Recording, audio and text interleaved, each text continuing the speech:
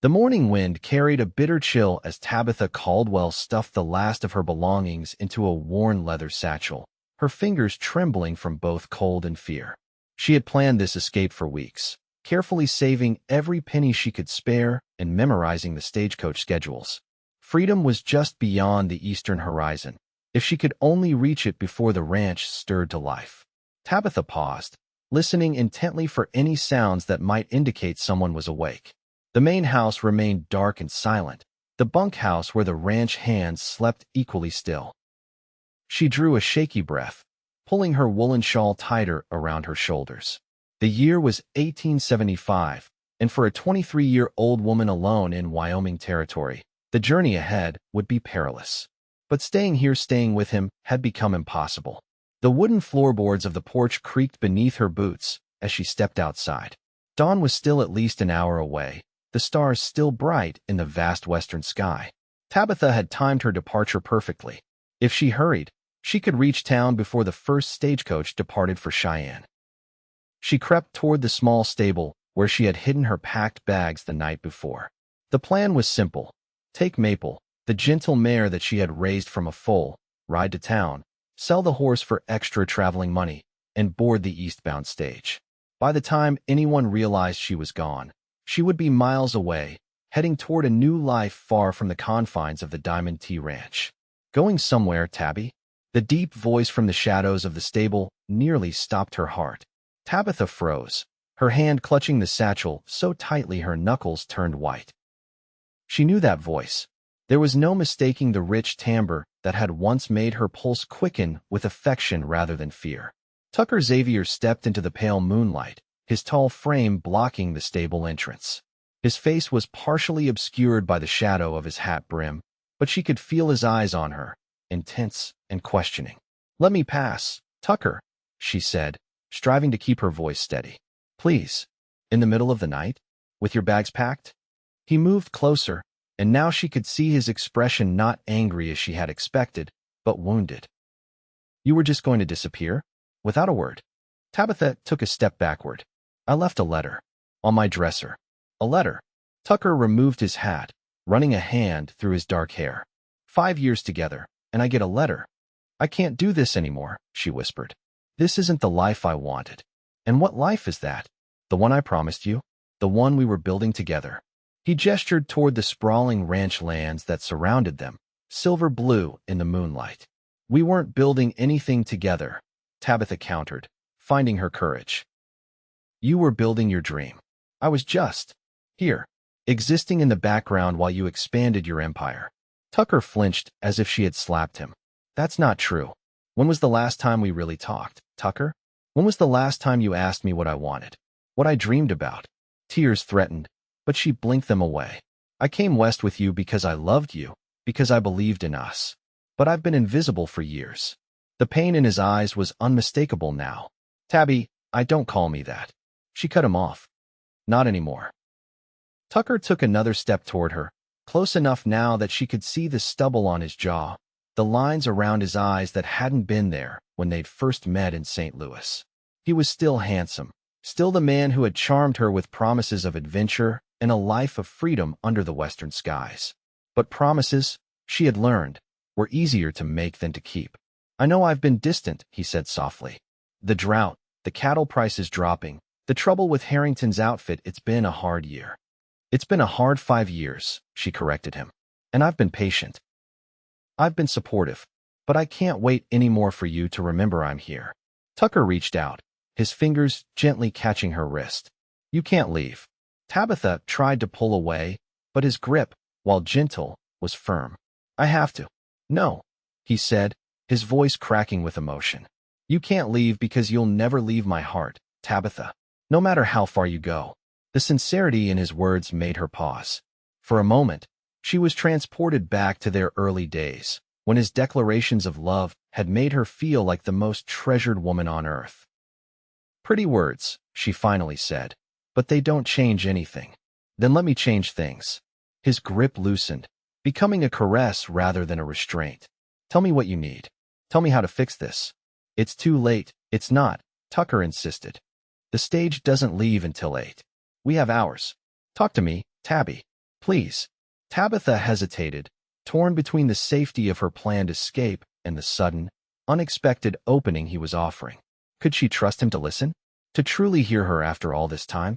1 hour, she finally conceded. We can talk for 1 hour. And then I'm leaving. Relief washed over Tucker's face. 1 hour, he agreed. That's all I'm asking for. He led her toward the small wooden bench outside the stable, a spot where they had once sat together watching sunsets during happier times. Now, with stars still scattered across the sky and the first hint of dawn, just a suggestion on the eastern horizon, they sat in silence for a long moment. I should have seen this coming, Tucker finally said. Part of me knew you weren't happy. Then why didn't you say anything? He stared out at the dark landscape. Because I was afraid. Afraid that if I acknowledged it, if I brought it into the open, it would become real. And I couldn't bear the thought of losing you. So you buried yourself in work instead. Tucker nodded slowly. The ranch was something I could control. Something I understood. People feelings, they're more complicated. You used to talk to me about everything. Tabitha reminded him, her voice softening despite herself. We used to plan our future together, sitting right here. I remember. Tucker turned to look at her, his eyes reflecting the starlight. We were going to build the largest horse ranch in the territory. Have a dozen children running around. Dreams change, she said quietly. Do they? Or do we just forget to nurture them? The question hung between them. Tabitha found herself studying his profile, the strong lines of his face that she had once traced with her fingertips in the quiet hours of night. He looked tired, she realized. Not just from catching her in her escape attempt, but bone-weary, as if he'd been carrying a weight much heavier than the responsibilities of the ranch. Why were you awake? She asked suddenly. How did you know I was leaving? Tucker gave a humorless laugh. I haven't slept well in months. Too much on my mind. He paused. And your bedroom door creaks. Always has. So you heard me packing. No. I heard you crying. Last night, when you thought I was asleep. His voice grew rough with emotion. I've heard you crying a lot lately, Tabby. And each time, I told myself tomorrow would be the day I'd fix whatever was making you sad. But tomorrow kept becoming another day of problems to solve, fences to mend, deals to negotiate. Tabitha felt a tear slip down her cheek. I don't want to be just another problem for you to solve. You're not, Tucker said fiercely, turning to face her fully now. You're everything that matters. Everything I've been working for. That's the problem, Tucker. You've been working for me, not with me. I've become a possession, something to provide for rather than a partner. Tucker fell silent, absorbing her words. The first tentative glow of pre-dawn had begun to lighten the eastern sky, casting a soft gray light across the ranch. What do you want, Tabitha? He finally asked. Not what you wanted 5 years ago. What do you want now? The directness of his question caught her off guard. For so long, she had focused on what she didn't want, what she was running from. Now, faced with articulating what she was running toward, she found herself hesitating. I want to matter, she said at last. I want to be seen. I want to feel like my thoughts and dreams are as important as cattle prices and land deeds. Tucker reached for her hand, and this time she didn't pull away. What else? I want adventure. Not just the promise of it, but the reality. When we first came west, you talked about showing me the mountains, the great rivers, the native settlements where we could trade. Instead, I've been confined to this ranch, watching the same horizon every day while you ride off to handle business. You're right, Tucker admitted, his thumb tracing circles on her palm. I promised you the world, and then kept you in one small corner of it. And I want us back, Tabitha continued, her voice barely above a whisper. The way we were. Partners. Confidants. Lovers. The last word hung in the air between them. It had been months since they had shared more than a perfunctory kiss. Their bed had become a place of silence and separate dreams rather than passion and connection. I miss you, Tucker said simply. Every day, even when I'm right beside you. I miss who we were together. Then why didn't you do something about it? The question had a sharp edge that cut through the tenderness of the moment. Tucker didn't flinch from the accusation in her tone. Because I was afraid I'd already lost you. And as long as I didn't try, as long as I kept my distance, I could pretend it wasn't true. The honesty of his answer disarmed her. Tabitha had prepared for arguments, for anger, for him to dismiss her feelings as feminine whimsy. She hadn't prepared for vulnerability. Your hour is almost up, Tucker said, glancing at the brightening horizon. Will you stay? Not forever, not if you're truly unhappy, but just long enough to see if we can find our way back to each other. Tabitha hesitated. The logical part of her mind reminded her of the stagecoach waiting in town, of the freedom she had planned so carefully. But her heart, that traitorous organ, quickened at the genuine plea in his eyes.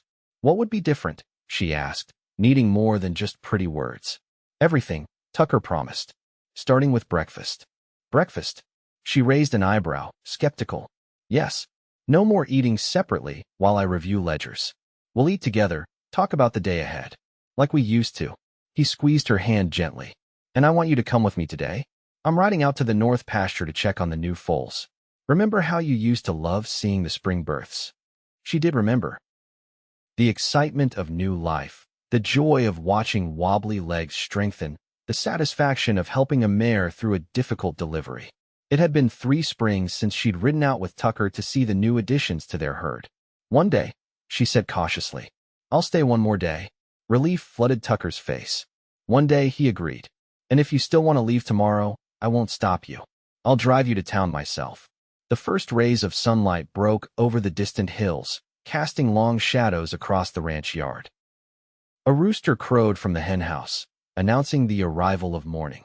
The day had begun, with all its possibilities and uncertainties. We should go in, Tabitha said, rising from the bench. I need to unpack. Tucker stood, towering over her slight frame. Just for one day, he reminded her, a question in his voice. Just for one day, she confirmed. They walked back toward the house in silence, but it was a different quality of silence than had existed between them for months. This silence held possibility rather than resignation. As they reached the porch, Tucker paused. I meant what I said earlier, Tabby. Whether you stay or go, you'll never leave my heart. Tabitha looked up at him, seeing for the first time in too long the man she had fallen in love with, earnest, passionate, willing to fight for what mattered. One day at a time, Tucker. That's all I can promise right now. He nodded, accepting her terms. I'll take it, and I'll make it count.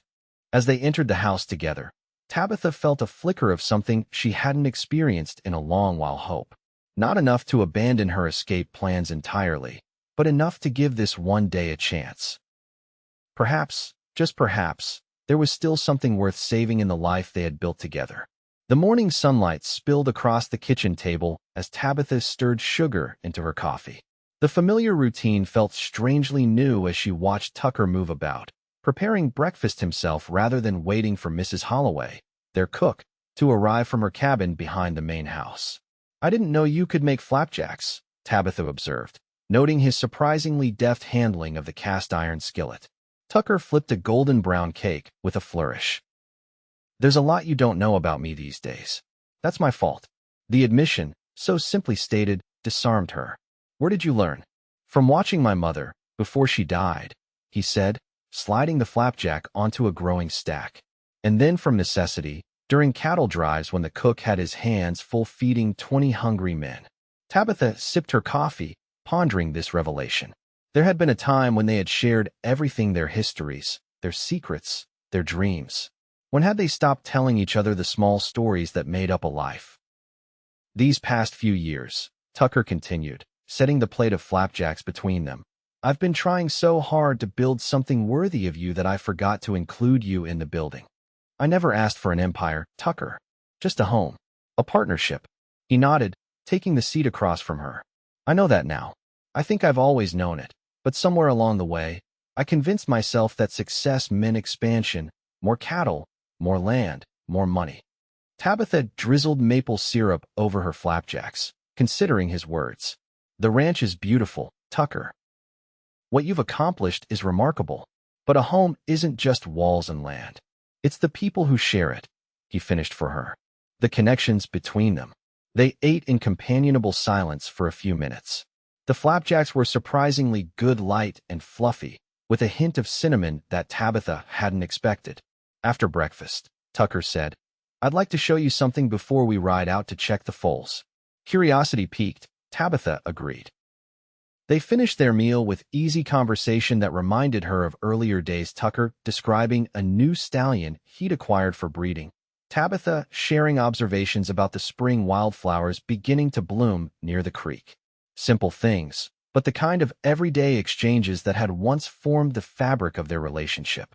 Once the dishes were cleaned and put away, Tucker insisting on helping rather than leaving the task to her. As had become his habit, he led her toward the back of the house, to a door that had always been locked. "Your study," Tabitha said, confused. "You never let anyone in there." Tucker nodded, a flicker of nervousness crossing his features. "That's going to change." He produced a key from his pocket, unlocked the door, and gestured for her to enter. Tabitha stepped into a room she had glimpsed only in passing over the years. It was smaller than she had imagined, with a large oak desk positioned before a window that overlooked the western pastures. Bookshelves lined one wall, filled with volumes on ranching, business, and to her surprise, several shelves of poetry and literature. But it was what occupied the opposite wall that made her breath catch. Drawings, dozens of them, carefully framed and arranged in a grid. As she moved closer, she realized they were all of her: Tabitha reading in the garden, Tabitha on horseback, Tabitha sleeping with her hair spread across the pillow. "You did these?" she asked, reaching out to touch one frame in wonder. Tucker nodded, his expression vulnerable. "I've always drawn. Since I was a boy. My father thought it was a waste of time, unmanly. So I kept it private."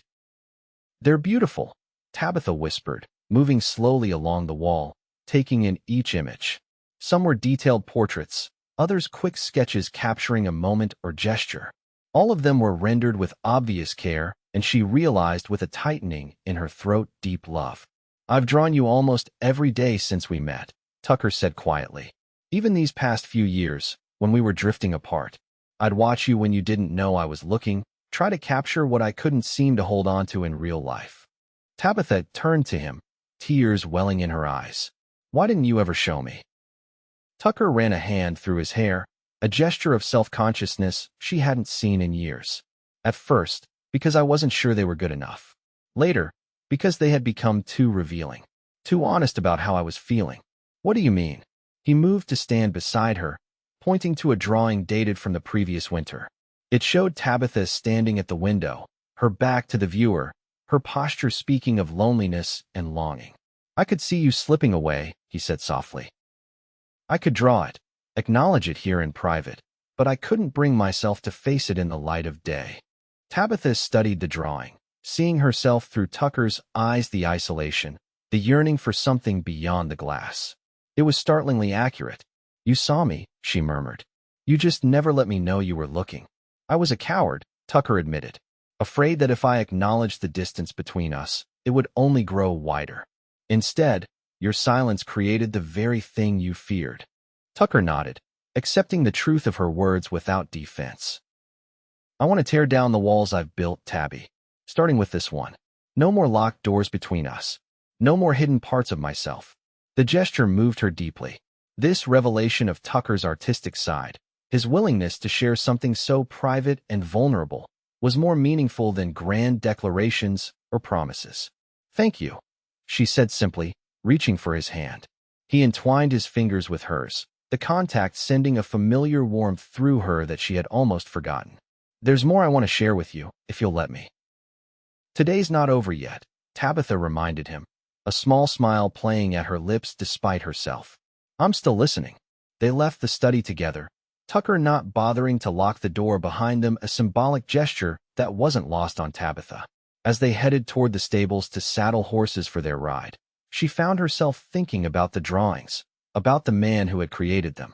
The Tucker she had fallen in love with was still there, beneath layers of responsibility and distance that had accumulated between them. The question was whether one day would be enough to bridge the gap of years. The air was crisp with early spring promise as they rode side by side across the rolling grasslands of the Diamond T. Tabitha had forgotten how good it felt to be on horseback with open country before her, the rhythm of her mare's gait as soothing as a lullaby. Beside her, Tucker sat tall in the saddle, occasionally pointing out changes to the landscape she had missed in her self-imposed isolation at the ranch house. "We've diverted part of the creek to create better watering access for the eastern herds," he explained, indicating a newly constructed channel that curved gracefully through a low-lying meadow. The foreman thought it would be more efficient to bring water to the cattle rather than drive them 2 miles to drink. It's beautiful, Tabitha observed, noting how the waterway seemed to complement the natural contours of the land rather than disrupt them. Who designed it? I did, Tucker said, a hint of pride in his voice. I remembered how you always talked about working with nature rather than against it. You used to say the land would tell us what it needed if we listened. The fact that he had remembered her philosophy, had implemented it in her absence from ranch operations, touched her unexpectedly. You were listening, even when I thought you weren't.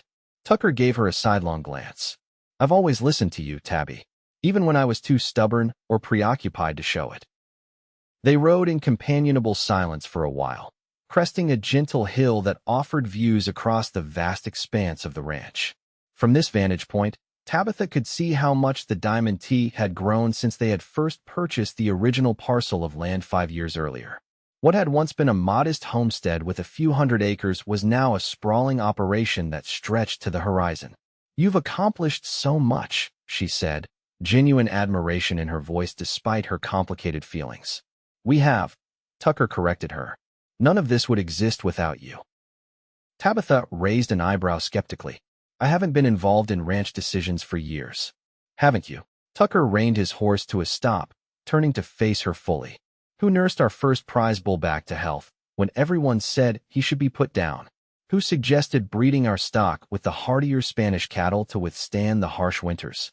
Who kept the books balanced and the supplies organized during that first difficult year when we could barely afford hired help?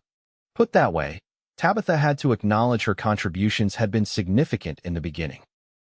That was a long time ago, before you had foremen and ranch hands and cattle brokers to consult. The foundation matters, Tabby. Everything we've built since rests on those early decisions we made together. Before she could respond, a distant whinny caught their attention. Tucker smiled, pointing toward a sheltered valley ahead. That's where the new foals are. Ready to see them? The prospect of new life, of witnessing the miracle of spring rebirth that had once brought her such joy, lightened Tabitha's heart. She nodded, and they urged their horses forward, descending into a lush valley where a small herd of mares and their foals grazed peacefully. As they approached, Tabitha's breath caught at the sight of the young horses, some only days old, others a few weeks into their lives, all embodying the perfect blend of fragility and potential. Tucker dismounted first, then helped her down from her mare, his hands lingering at her waist a moment longer than necessary. They're magnificent, Tabitha whispered, not wanting to startle the animals. A particularly bold foal, dappled gray with a white blaze, watched them curiously from behind its mother's protective stance. That one there, Tucker said, nodding toward the dappled foal, was born just 3 days ago. The hands have been calling him Storm, for the weather the night he arrived. A difficult birth? Tabitha asked, her experienced eye assessing the foal's strong legs and alert demeanor. Very. Jake wanted to fetch the veterinarian from town, but there wasn't time. Tucker's expression grew serious. I kept thinking how you would have known exactly what to do. How many times you had guided a mare through a difficult foaling when everyone else was ready to give up. The memory of those intense, sacred moments, her hands guiding new life into the world, the triumphant first breath of a foal, the tired satisfaction of a job well done washed over Tabitha with unexpected force. I've missed this, she admitted softly, being part of the cycle of the ranch. Feeling useful. Tucker turned to her, his eyes reflecting the clear blue of the spring sky. You've always been more than useful, Tabby. You've been essential. I just did a poor job of showing you that. Before she could respond, the dappled foal broke away from its mother and approached them, curiosity overcoming caution. Tabitha remained perfectly still as the young horse stretched its neck toward her, nostrils flaring as it took in her scent. He likes you, Tucker observed, a smile warming his features. Good judge of character. Slowly, Tabitha raised her hand, allowing the foal to investigate her fingers with its velvety muzzle. The contact sent a surge of joy through her that she had nearly forgotten was possible. This connection to another living being, this moment of trust and wonder, this was what had drawn her to ranch life in the first place. Hello, little one, she murmured, gently stroking the foal's neck. Welcome to the world. The foal's mother approached then, watchful but not alarmed. Tabitha greeted her with the same gentle respect, noting the mare's excellent conformation and intelligent eyes. "She's one of our best," Tucker said. "Storm here will likely be the foundation of our next generation of stock." "You should call him Phoenix," Tabitha suggested impulsively. "Born from the storm, rising strong." Tucker's eyes lit up. "Phoenix," he repeated, testing the name. "I like it. It's perfect." They spent the next hour among the horses, Tabitha slipping easily back into her role as observer and caretaker. She checked each foal's development with a practiced eye, making mental notes about which ones might need special attention, which were showing early signs of exceptional quality. Tucker watched her work, offering observations, but mostly giving her space to reconnect with this part of ranch life she had once loved so deeply. As they finally prepared to leave, Tabitha found herself reluctant to go. The morning with the horses had awakened something in her that had been dormant for too long, a sense of purpose, of belonging to something larger than herself. "We can come back tomorrow," Tucker said, reading her hesitation. "And the next day? As often as you want. If I stay," Tabitha reminded him, the reality of her planned departure reasserting itself in her mind. Tucker nodded, accepting her condition without argument. "If you stay," he agreed. Then, more softly, "I hope you will." As they mounted their horses for the ride back to the ranch house, Tabitha found herself less certain about tomorrow's stagecoach than she had been at dawn. The day was only half over, yet already the walls she had built around her heart were developing cracks, allowing tendrils of long-buried feeling to push through. She wasn't ready to commit to staying, not yet. But for the first time in months, she was considering the possibility that there might be something here worth fighting for. The midday sun cast dappled shadows through the cottonwoods as Tucker led them on a different route back to the ranch house. Instead of returning the way they had come, he guided them along the banks of a meandering creek, through a part of the property Tabitha hadn't visited in years. "Where are we going?" she asked, curiosity overtaking her as they followed the water's winding path. "Someplace special," Tucker replied, a hint of mystery in his voice. "Someplace I should have shown you long ago." They rounded a bend in the creek, and Tabitha drew her horse to a sudden halt, stunned by what lay before her. In a sheltered clearing, surrounded by cottonwoods and willows, stood a small cabin. It wasn't the structure itself that surprised her. The ranch had several lined shacks scattered across its vast acreage, but rather the garden that bloomed around it, a riot of early spring color that seemed out of place in the still greening landscape. "Tucker, what is this?" she asked, dismounting to approach the cabin on foot. He joined her, leading both horses to a hitching post near a small wooden bridge that crossed the creek. "This is what I've been working on in my spare time. For nearly 2 years now." Tabitha walked slowly through the garden, recognizing plants she had once mentioned loving: lavender, already sending up new growth, wild roses just beginning to leaf out, herbs arranged in tidy beds near the cabin's door. A stone path wound through the plantings, leading to a covered porch where 2 rocking chairs sat side by side. "I don't understand," she said, turning to Tucker with questioning eyes. He took a deep breath, as if gathering courage. "Remember our first year here, how we talked about building a special place?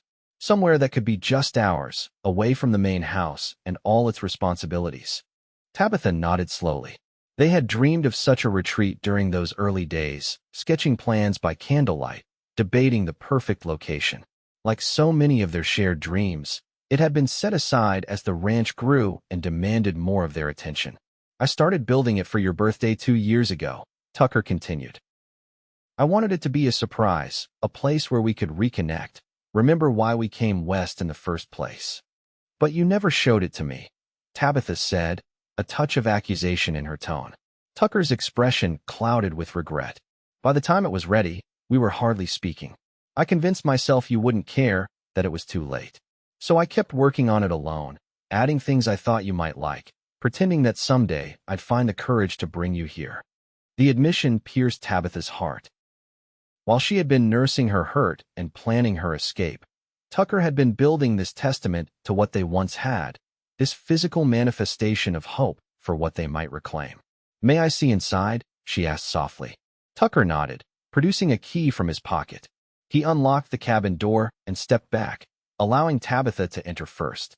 The interior was simple but thoughtfully designed, a main room with a stone fireplace, furnished with comfortable-looking chairs and a small sofa upholstered in fabric that matched the blue of Tabitha's eyes. Bookshelves lined one wall, already filled with volumes she recognized as her favorites. A compact kitchen occupied one corner, with copper pots hanging from a ceiling rack and a window positioned to catch the morning light. Through an open doorway, Tabitha glimpsed a bedroom with a handcrafted bed frame, covered in a quilt that looked strikingly similar to one her grandmother had made. "Is that?" she began, moving toward the bedroom. "Your grandmother's wedding quilt," Tucker confirmed. "I wrote to your aunt in St. Louis, asking if she might send it. She was happy to know it would be used by her niece." Tabitha ran her fingers over the familiar patterns, memories of her childhood home flooding back. "You went to all this trouble, even when you thought I might not care?" Tucker moved to stand beside her, close but not touching. "I went to all this trouble because I needed to believe there was still hope for us, that someday we might find our way back here, to a place that could be just ours." The care evident in every detail of the cabin, from the books he had selected to the placement of windows to capture the best light for reading, spoke of a love deeper and more enduring than Tabitha had allowed herself to remember existed between them. "It's perfect," she whispered, tears threatening once again. "Everything we talked about." "Almost everything," Tucker corrected gently. "It's missing the most important element." "What's that?" "You, Tabby. Your laughter filling these rooms. Your presence making it a home instead of just a building." The sincerity in his voice undid her careful composure. A tear slipped down her cheek, followed by another. "I don't know if I can trust this," she admitted. "Trust that things would really be different." Tucker nodded, accepting her doubt without defense. "I understand. Trust has to be earned back slowly. I'm asking for that chance to show you day by day that this isn't just a moment of panic at the thought of losing you, but a genuine commitment to change." Tabitha moved to the window, gazing out at the garden and the creek beyond. From here, the main ranch house wasn't visible, just the natural beauty of the land they had chosen together. "Why didn't you tell me about your drawings?" she asked suddenly, turning back to face him. "About this place? Why keep the most meaningful parts of yourself locked away from me?" Tucker was quiet for a long moment, considering his answer. "I think," he finally said, "I was afraid of being vulnerable. My father taught me that a man provides, protects, remains strong at all costs. Sharing my art, my doubts, my deepest feelings that felt like weakness. So instead, you showed me only the businessman, the rancher, the provider." "Yes," he acknowledged. "And in doing so, I built a wall between us, brick by brick, until we could hardly see each other across it." Tabitha could see the truth of his words, but also recognized her own role in their estrangement. "I stopped trying to reach you," she admitted. "When you withdrew into work, I withdrew into resentment. Instead of fighting for us, I began planning my escape." They stood facing each other in the cabin that represented both what they had lost and what might still be possible. The air between them seemed charged with unspoken emotions, with years of accumulated hurts and hopes. "What happens now?" Tucker asked, his voice barely above a whisper. Tabitha glanced around the cabin once more, taking in all the love and care that had gone into its creation. "Now," she said slowly, "we have lunch. You promised me a full day, remember? And it's only midday." Relief washed over Tucker's features. "I did promise that, and I happen to have packed a picnic." He gestured towards saddlebags he had brought in from the horses. "Nothing fancy, but enough to sustain us. Here." Tabitha asked, indicating the cabin. Tucker shook his head. "I thought we might eat by the creek. There's a spot just downstream with a view of the mountains." The simple suggestion, sharing food and the beauty of the land they both loved, felt right. Not too much pressure, not grand declarations, just two people rediscovering the pleasure of each other's company. "I'd like that," Tabitha said, offering the first genuine smile she had given him in months. Tucker's answering smile transformed his face, erasing years of worry lines and revealing the man she had fallen in love with long ago. "Then that's what we'll do." As they stepped back outside into the spring sunshine, Tabitha found herself noticing details she had missed in her initial shock: a hammock strung between two trees near the creek, perfect for summer reading. A small stable behind the cabin, large enough for 2 horses. Wildflower seeds scattered along the creek bank, just beginning to sprout. Every element spoke of careful planning, of someone who had paid attention to her preferences and desires over the years, even when she thought he hadn't been listening. It was a sobering realization, challenging the narrative she had constructed about their relationship. Perhaps, Tabitha thought as they walked toward the picnic spot, there was more to rediscover here than she had allowed herself to believe. Perhaps the day's promise held more possibility than she had dared to hope. The sun-dappled spot by the creek proved to be as idyllic as Tucker had promised. A natural clearing among the willows offered views of distant snow-capped peaks, while the gentle sound of flowing water provided a soothing backdrop to their meal. Tucker spread a blanket on the soft grass and unpacked the simple fare cold chicken, bread still fresh from that morning's baking, apples, and a jar of preserves Tabitha recognized as her own wild plum jam from the previous summer. "You remembered these were my favorite," she said, accepting a slice of bread topped with the deep purple preserves. "Of course I did," Tucker replied, settling beside her on the blanket. "You spent 3 days gathering those plums and another 2 making the jam. You were so proud when the jar sealed properly." The fact that he recalled such a small detail touched her. They ate in comfortable silence for a while, the tension between them easing as they shared the simple meal in the beauty of the Wyoming afternoon. "Tell me something I don't know about you," Tabitha said suddenly, surprising herself with the request. Tucker considered the question, his expression thoughtful. "I'm afraid of thunderstorms," he finally admitted. Not the rational concern of a rancher worried about lightning strikes or flash floods. Actual fear, like a child. "Since when?" Tabitha asked, genuinely curious. She had never noticed this in him. "Since I was 8 years old. Lightning struck a tree outside my bedroom window during a storm, splitting it in half and sending part of it crashing through the roof. I was trapped under debris for hours before they found me." Tucker's voice was matter of fact, but Tabitha could see the lingering impact of the memory in his eyes. "All these years, and you never told me," she marveled. "Even during that terrible storm our first summer here, when thunder shook the house for hours." "I was trying to be strong for you," Tucker said with a self-deprecating smile. "You were already nervous about being so far from civilization. I didn't want to add to your worries. So instead you suffered alone." Tabitha shook her head, understanding better the patterns they had established early in their relationship. "What do you do now, when storms come?" "I work in my study," he said simply. "Drawing helps. It focuses my mind elsewhere." The revelation explained so much: his disappearances during bad weather, the locked study door, the occasional haunted look she had glimpsed in his eyes after particularly violent thunderstorms. "Your turn," Tucker prompted. "Tell me something I don't know about you." Tabitha hesitated, then decided to offer a truth of her own. "I've been writing stories. For almost 2 years now." Tucker's eyebrows rose in surprise. "Stories? What kind?" "Adventures, mostly. Tales of life in the West, seen through the eyes of a young woman. Some based on our experiences, others pure imagination." She flushed slightly, feeling vulnerable in the admission. "I've been sending them to a magazine in Chicago under a pseudonym." "Have they published any?" Tucker asked, his interest clearly genuine. Tabitha nodded. 3 so far. The most recent came out last month." She reached into her pocket and withdrew a carefully folded letter. "The editor wrote to say they want more. They're offering a regular column." Tucker's face lit up with pride. "Tabby, that's wonderful. Why didn't you tell me?" The question hung between them, laden with all the reasons they had stopped sharing significant parts of themselves with each other. "At first, because I wasn't sure the stories were any good," Tabitha admitted. "Then, when they were accepted, because I didn't think you'd approve of my using our lives as material. And finally," she trailed off, searching for the right words. "Finally," Tucker prompted gently. "Finally, because it was mine," she said softly.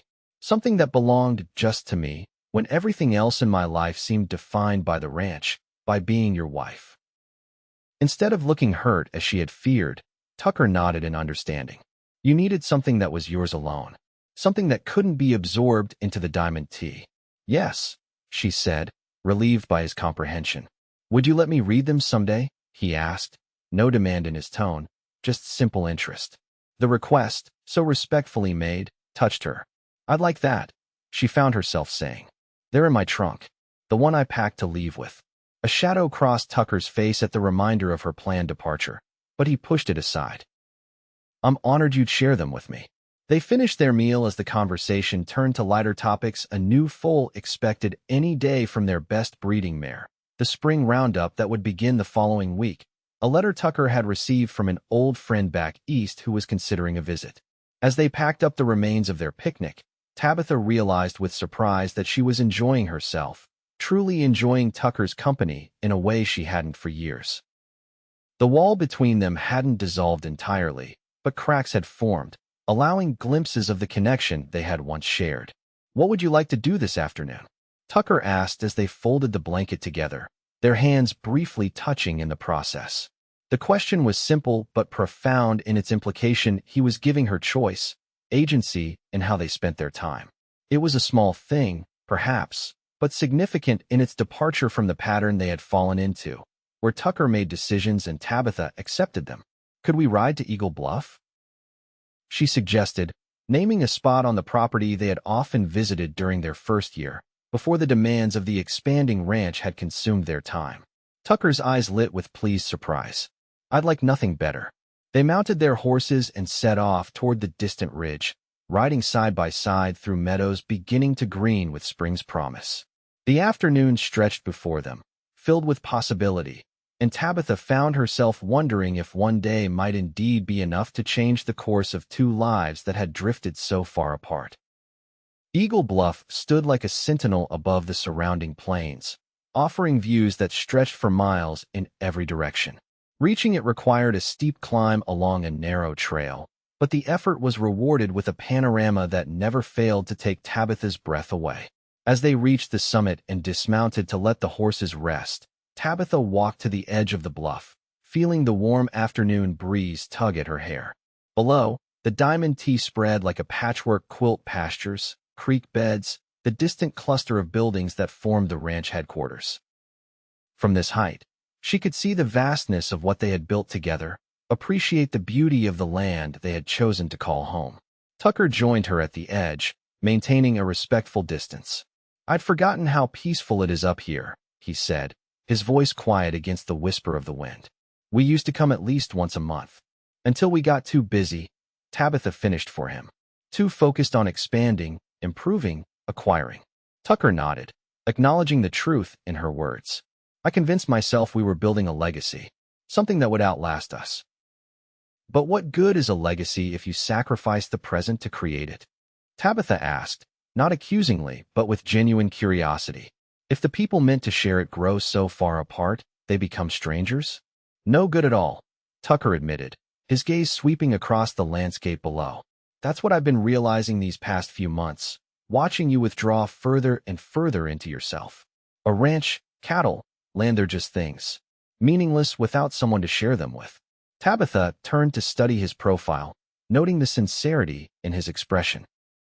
"When did you come to that conclusion?" "It wasn't a single moment," Tucker said, his eyes still on the distant horizon. "More a slow awakening. Realizing that success felt hollow when I returned to a silent house each evening.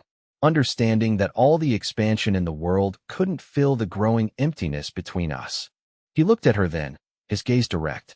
"The final moment came last night, when I heard you crying. I knew then that if I didn't change, truly change, not just make empty promises, I would lose you, and nothing else would matter." The rawness of his confession touched something deep within Tabitha. For so long, she had imagined him indifferent to her unhappiness, too absorbed in ranch business to notice her withdrawal. The knowledge that he had been aware, had been struggling with his own regrets, shifted something fundamental in her perception of their situation. "I thought you didn't see me anymore," she admitted softly. "That I had become just another fixture in your life, like the furniture or the livestock." "Never," Tucker said, his voice fervent.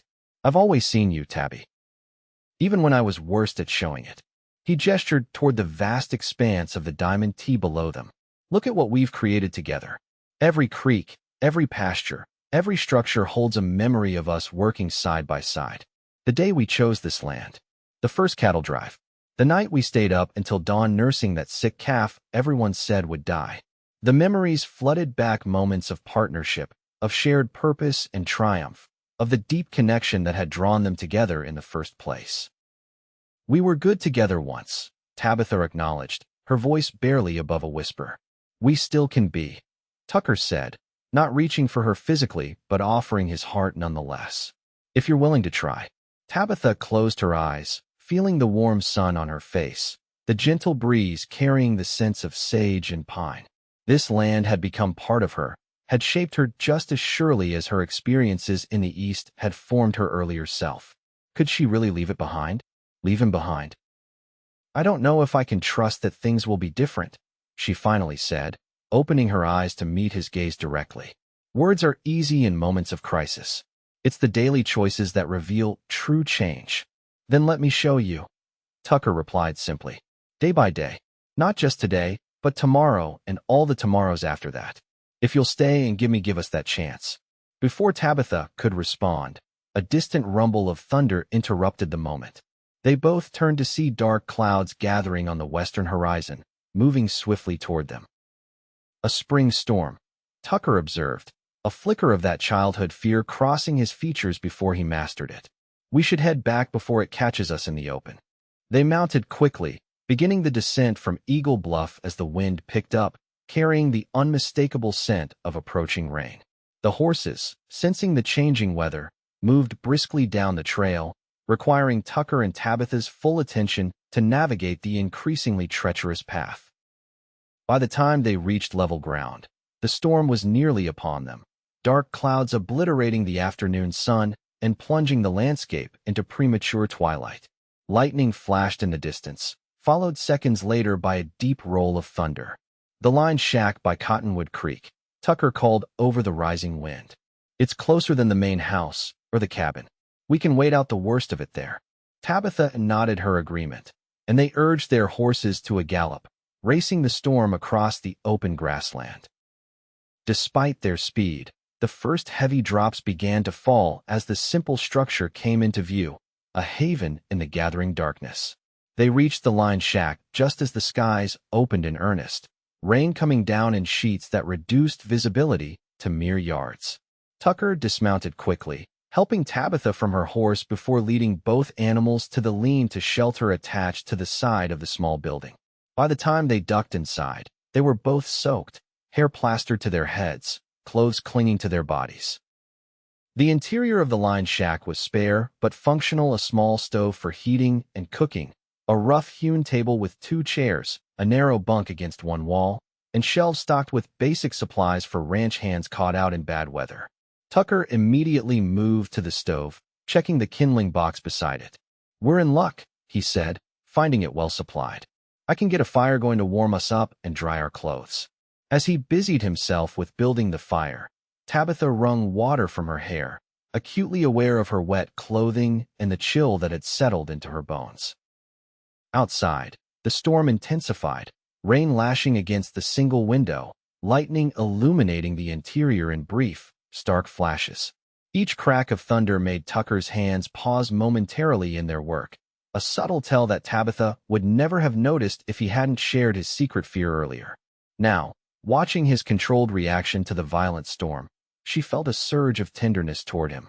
"Here," she said, kneeling beside him at the stove. "Let me help." Together they coaxed the kindling to flame, adding larger pieces of wood until a cheerful fire blazed in the small space. The warmth began to chase away the dampness, creating a cozy atmosphere despite the simplicity of their surroundings. Tucker rose to check the supplies on the shelves, returning with a tin of coffee and some jerky. "Not exactly a feast," he said with an apologetic smile, "but it will keep us going until the storm passes." "It's perfect," Tabitha assured him, accepting a mug of water he'd set to boil on the stove. As they sipped the strong, hot coffee, another tremendous crash of thunder shook the small building. Tucker flinched visibly this time, then gave a self-deprecating laugh. "Some brave ranch owner I am, jumping at a little thunder." Tabitha moved to sit beside him on the edge of the narrow bunk, close enough that their shoulders touched. "Fear doesn't make you less brave," she said softly. "Facing it despite the fear, that's what courage is." Tucker glanced at her, gratitude in his eyes for her understanding rather than mockery. Another flash of lightning, followed almost instantly by deafening thunder, indicated the heart of the storm was directly overhead now. Without thinking, Tabitha reached for Tucker's hand, entwining her fingers with his. The simple contact, their first deliberate touch beyond practical assistance in months, sent warmth through her that had nothing to do with the fire. Tucker's breath caught, his gaze dropping to their joined hands. "Tabby," he whispered, her name a question and a prayer. The storm raged around them, but in that moment, something shifted between them, a pivot point where the accumulated distance of years began to collapse, drawn inward by the gravitational pull of their shared history, their enduring connection beneath the layers of hurt and misunderstanding. "I've missed you," Tabitha admitted, the words escaping before she could consider their implications. "Not just recently, but for years. I've missed who we were together." "I'm still here," Tucker said, his voice rough with emotion. "I've always been here, waiting for you to see me again." "And I've been here too," she countered gently, "waiting for you to look up from the ledgers and ranch reports long enough to remember I existed."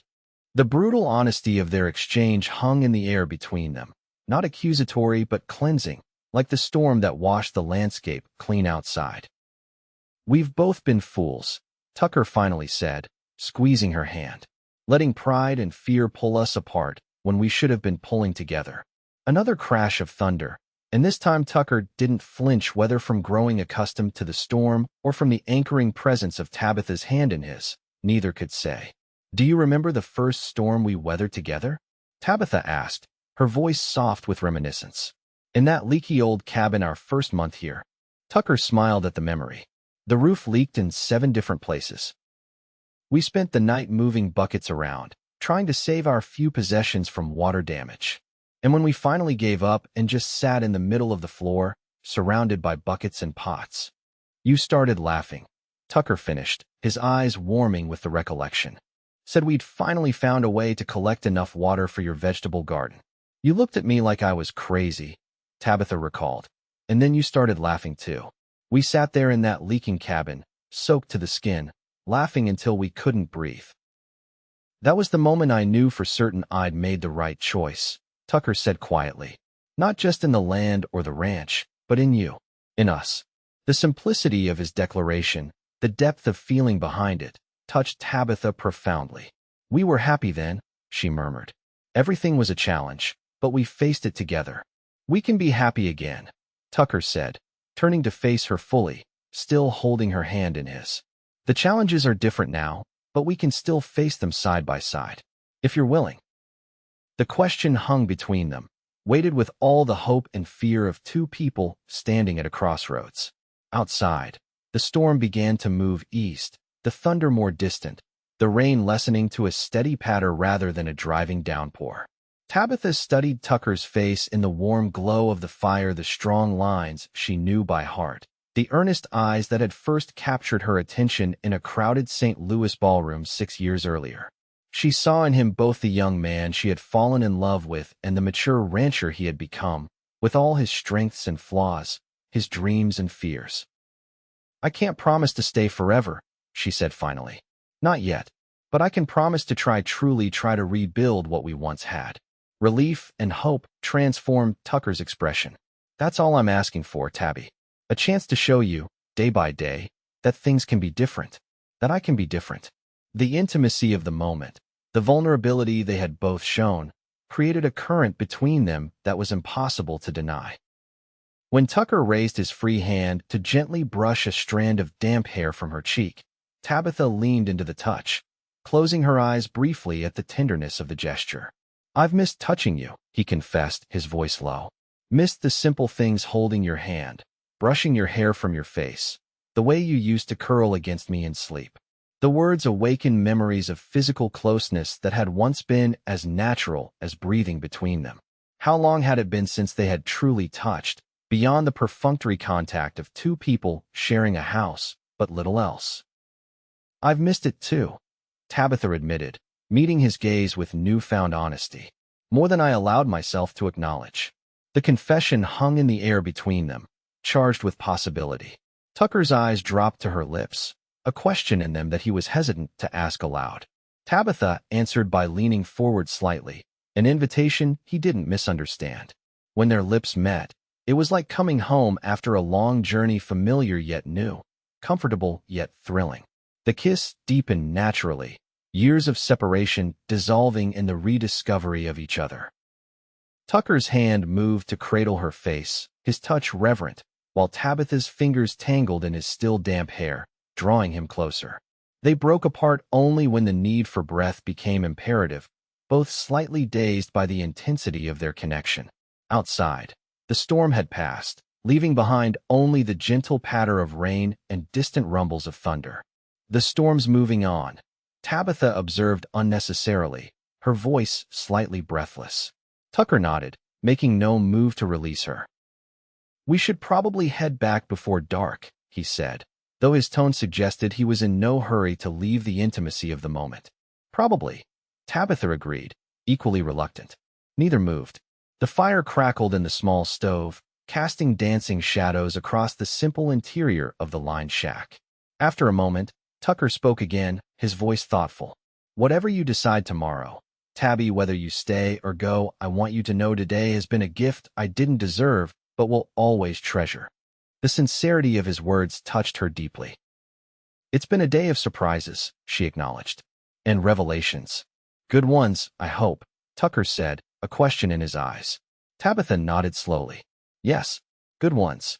They sat in companionable silence for a while longer, until the lessening rain and clearing skies made it clear they should begin the ride back to the ranch house. As they prepared to leave, checking on the horses and making sure the fire was safely banked, Tabitha found herself reluctant to return to reality, to the decision that still loomed before her. The ride back was peaceful, the storm-washed landscape gleaming in the late afternoon sun that had emerged from behind the departing clouds. They rode side by side, occasionally exchanging observations about the effects of the rain or pointing out wildlife emerging from shelter, but mostly content in a silence that felt comfortable rather than strained. As the main house came into view, Tabitha felt a curious blend of emotions, the familiar tug of home mingled with the lingering uncertainty about her future. One day had indeed changed much between them, but was it enough to overcome years of drifting apart? Tucker seemed to sense her thoughts. "No pressure," he said softly as they approached the stables. "Just because things have shifted between us today doesn't mean you need to have all the answers now." His understanding, his willingness to give her space even after the intimacy they had rediscovered, only made Tabitha's decision more complex. The man riding beside her was the Tucker she had fallen in love with, considerate, intuitive, patient. Could she trust that this version of him would remain even after the immediate crisis of her departure had passed? As they dismounted and began tending to their horses, Tabitha found herself studying Tucker surreptitiously, noting the care with which he removed saddles and bridles, the gentle way he spoke to the animals, the efficiency of movements that spoke of years of experience on the land. This was a man who belonged here, who had built something meaningful from raw wilderness and determination.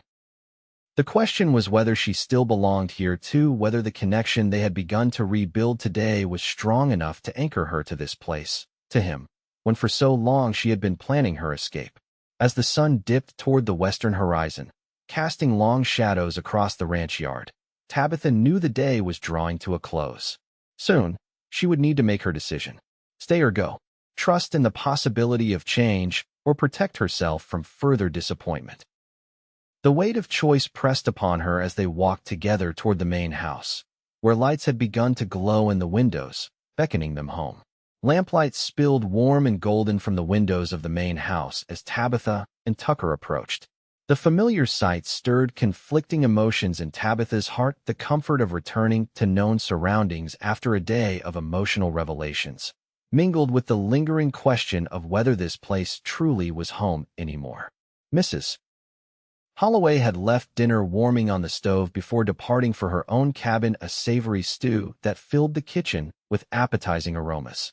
As they shed their damp outer clothes and settled into the domestic routine of serving the meal, Tabitha was struck by how different this evening felt from countless others over the past years. Tucker set the table himself rather than leaving the task to her, moving with a careful attention to detail that spoke of his desire to contribute to their shared space. When they finally sat across from each other, steam rising from bowls of hearty stew, the silence between them felt companionable rather than strained. "Thank you for today," Tabitha said after they had eaten in quiet contentment for a few minutes. "For showing me the cabin by the creek.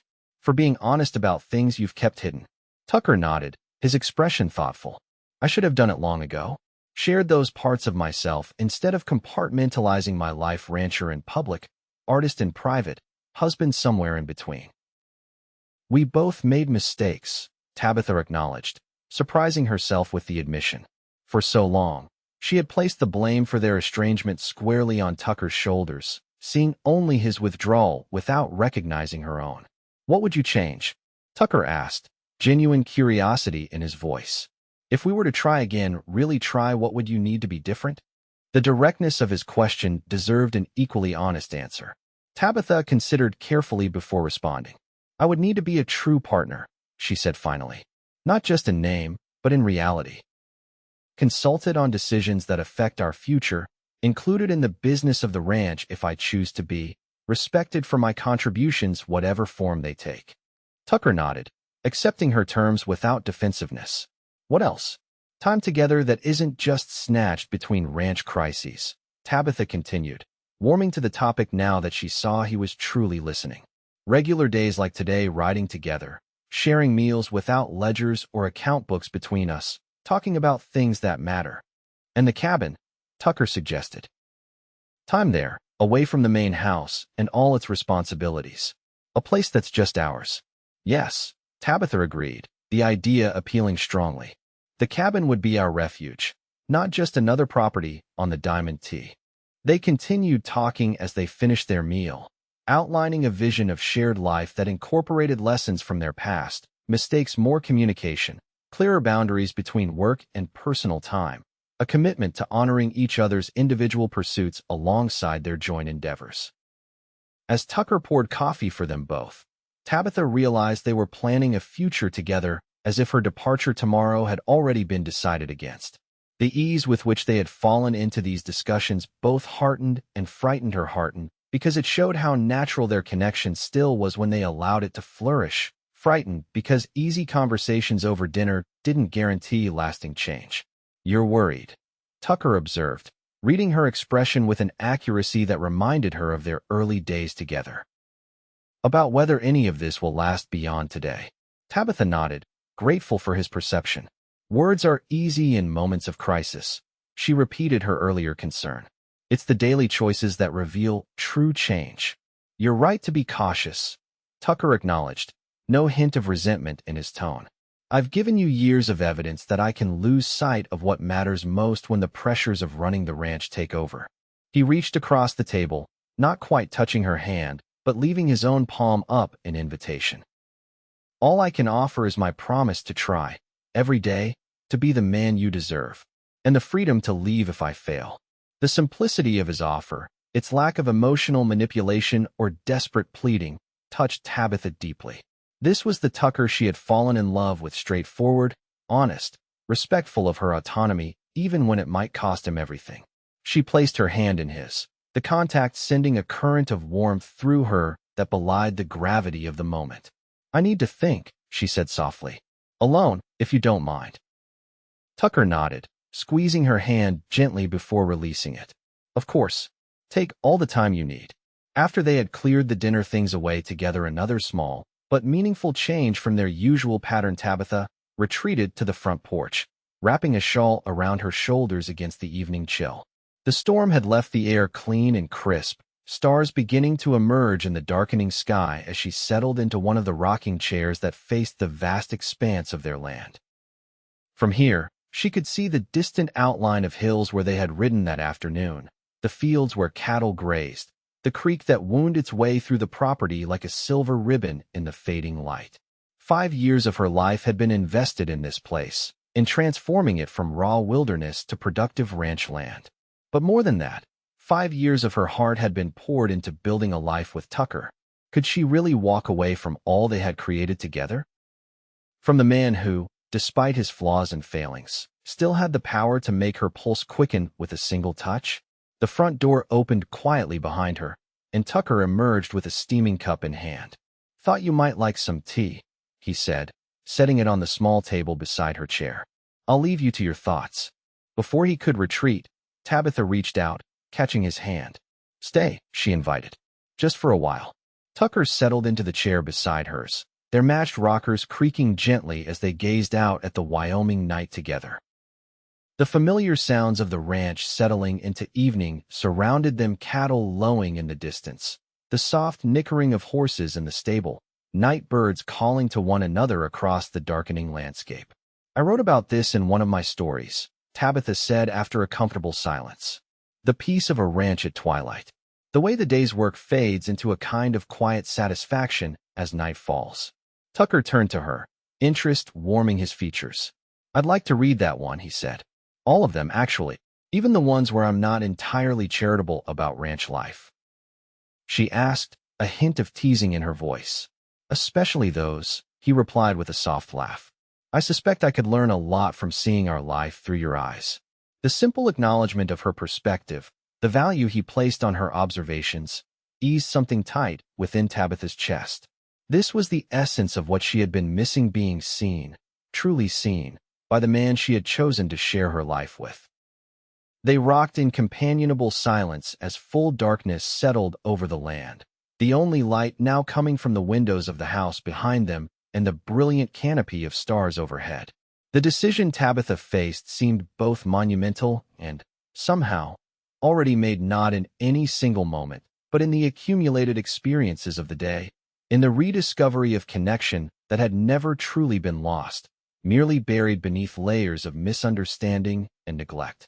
"Tell me about Chicago," Tucker said suddenly, his voice quiet in the darkness. "Chicago. The magazine that wants to publish your column. Would you need to live there to continue writing for them?"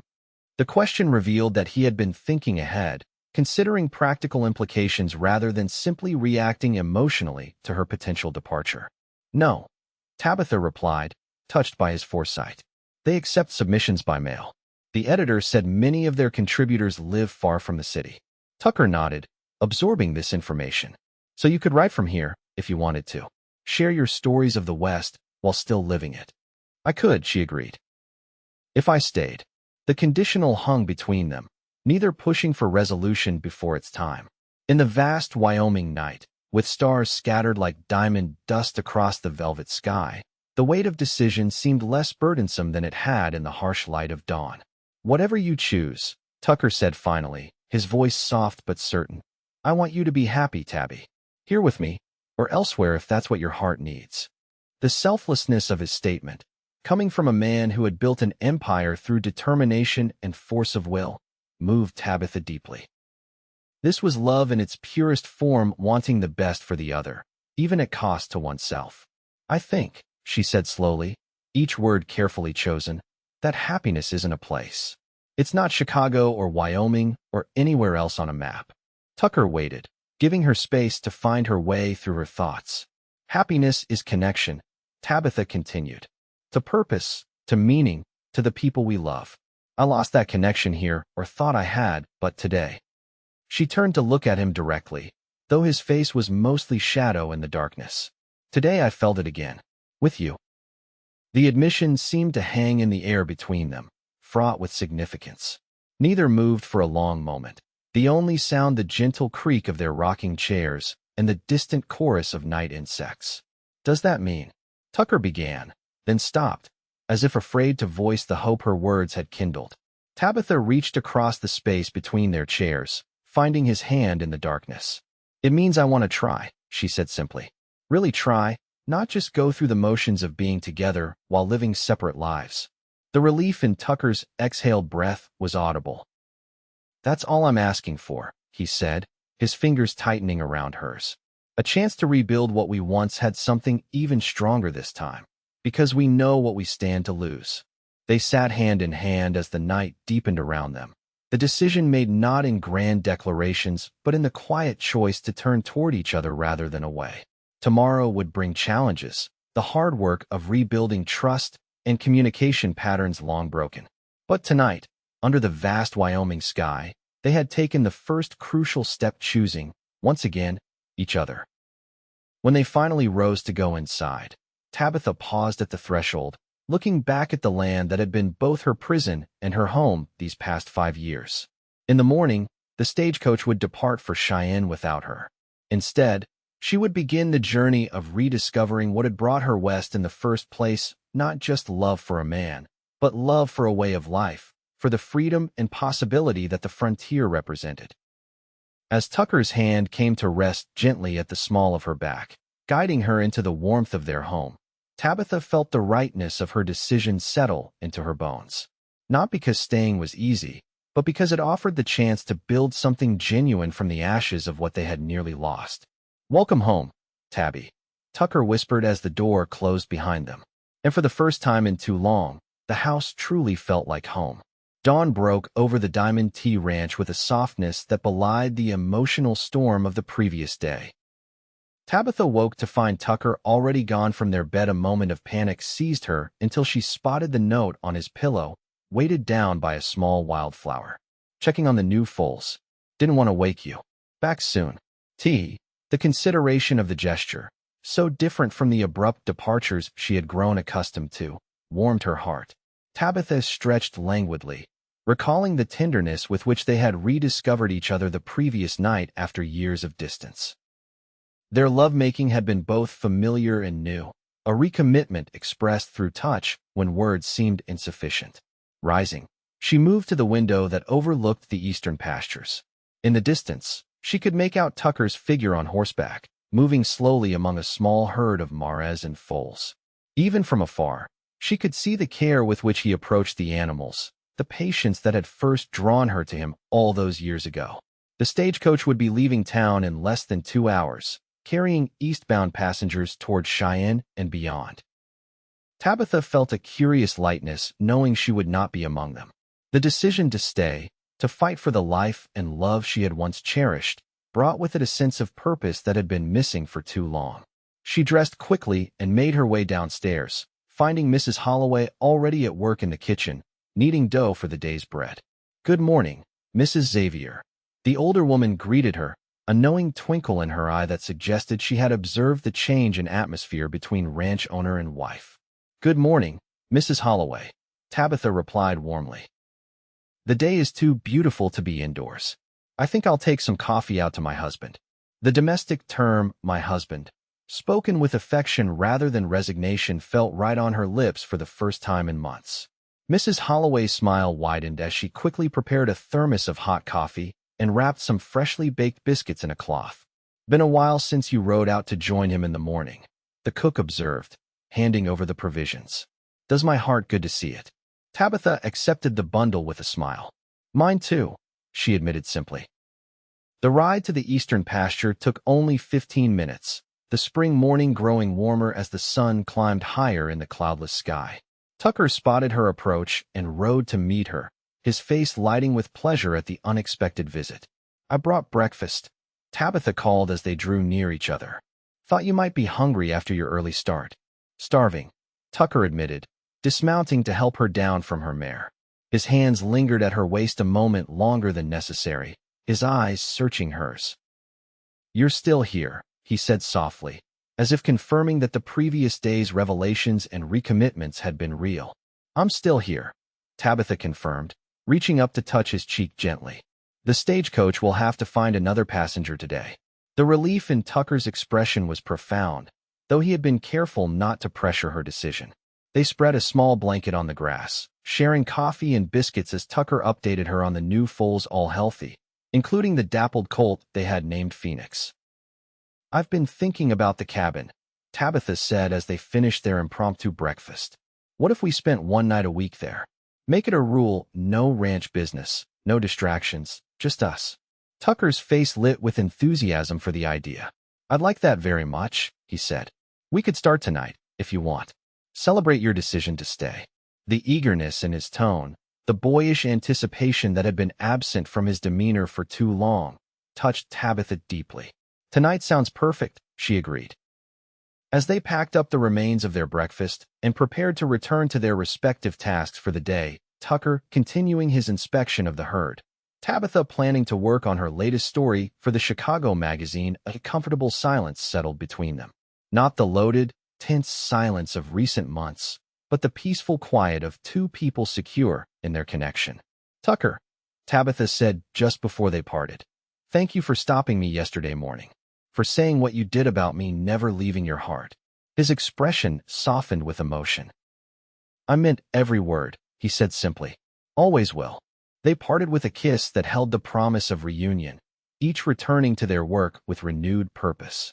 As Tabitha rode back toward the main house, she reflected on how close she had come to leaving behind not just a place, but the possibility of reclaiming the love that had brought her west in the first place. The future stretched before them, not without challenges, but rich with potential now that they had remembered how to see each other, how to listen, how to reach across the distances that life inevitably creates between two people sharing a journey. Behind her, the eastern horizon where the stagecoach would now be departing held no pull, no whisper of what might have been. Instead, Tabitha looked west, toward the mountains and the vast, untamed country that had become her home, a home defined not by boundaries on a map, but by the presence of the man who had captured her heart all those years ago, and who, against all odds, had found his way back to her. She had tried to leave the ranch before dawn, and a cowboy had caught her with words that had proved prophetic. She would never leave his heart. And in staying, in choosing to rebuild what they had nearly lost, Tabitha had discovered that he had never left hers either. 5 years later, Tabitha sat on the porch of the cabin by the creek, a journal open on her lap as she watched Tucker teaching their 3-year-old daughter to fish in the clear waters. The little girl's delighted laughter floated on the summer breeze as her father patiently showed her how to hold the simple pole, his hands gentle as they guided hers. Nearby, their infant son slept peacefully in a handmade cradle, his arrival 6 months earlier completing their family in ways that had once seemed impossible during those dark days of estrangement. The Diamond T Ranch had prospered in the intervening years, though not in the ways Tucker had originally envisioned. Rather than continuing to expand, acquiring more land and cattle, they had focused on quality over quantity, breeding exceptional horses that were now sought after throughout the territory, developing a herd of cattle known for their hardiness and superior meat. But the true prosperity had come in their relationship, in the careful rebuilding of trust and communication that had begun that fateful dawn when Tabitha had chosen to stay. Their weekly retreats to the cabin had become sacred time, protected from the demands of ranch life and, later, the needs of children. Here, they reconnected as partners and lovers, maintaining the intimacy that had once nearly slipped through their fingers. Tabitha's writing had flourished as well. Her column in the Chicago magazine had led to a book of collected stories about life in the Wyoming Territory, told from a woman's perspective. The modest success had brought offers to write for other publications, opportunities she balanced carefully with her roles as mother, wife, and partner in the ranch operations. Tucker had continued his artwork, no longer hiding his talent behind a locked study door. His drawings of ranch life, of the breathtaking Wyoming landscapes, and especially of his growing family adorned the walls of both their homes. He had even illustrated Tabitha's book, their creative partnership becoming yet another facet of their shared life. "Mama, look," their daughter called, her excitement palpable as she struggled with what appeared to be a fish on her line. "I caught one." Tabitha set aside her journal and moved to join her family at the creek's edge, watching as Tucker helped their daughter land a small but respectable trout. The pride on both their faces, father and daughter alike, filled her heart to overflowing. "Well done, sweet pea," she praised, kneeling beside them to admire the catch. "Your first fish. Papa says we can cook it for dinner," the little girl announced importantly. "Can we have it at the cabin? Please." Tucker looked to Tabitha, the question in his eyes acknowledging that this was their special place, their retreat from the world. Without hesitation, she nodded. "Of course we can," she agreed. A celebration dinner for such an impressive fisherman. Later, as the children slept their daughter in the small room Tucker had added to the cabin 2 years earlier, their son in the cradle near their bed, husband and wife sat before the fireplace, sharing a glass of wine and the quiet intimacy that had become the cornerstone of their rebuilt relationship. Do you ever wonder? Tucker asked softly, his arm around Tabitha's shoulders as she leaned against him. What might have happened if I hadn't caught you that morning? If you had made it to the stagecoach? Tabitha considered the question, not for the first time. Sometimes, she admitted. I imagine I would have found some kind of life back east. Perhaps continued my writing. But I don't think I would have found happiness, not the kind we've built here together. Tucker pressed a kiss to her temple, his touch as reverent now as it had been in the early days of their marriage. I thank God every day that I woke when I did, that I found the courage to speak from my heart rather than my pride. You'll never leave my heart, Tabitha quoted softly, the words that had halted her escape still powerful in their simplicity. You were right. Even when I was determined to go, part of me was still anchored here, to this land, to you. They sat in comfortable silence, watching the fires dance, secure in the knowledge that the home they had created together, not just the physical structures of ranch house and cabin, but the emotional sanctuary of their partnership, was strong enough to weather whatever challenges life might bring. Outside, the Wyoming night spread its star-spangled canopy across the vast wilderness that had called them both west, that had tested them, separated them, and ultimately bound them together more strongly than they could have imagined on that dawn 5 years earlier, when a woman had tried to leave and a cowboy had caught her with nothing but the truth of his heart. In the quiet of their cabin, surrounded by the family they had created and the love they had rebuilt, Tabitha and Tucker Xavier had found what so many sought on the frontier, not just prosperity or adventure, but a true home, defined not by walls or borders, but by the enduring connection between two souls who had chosen, against all odds, to find their way back to each other.